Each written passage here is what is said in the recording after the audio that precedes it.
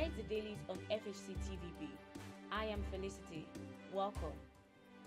On our first news for today, policeman flees as cultists hack rob residents in a state in Nigeria, West Africa.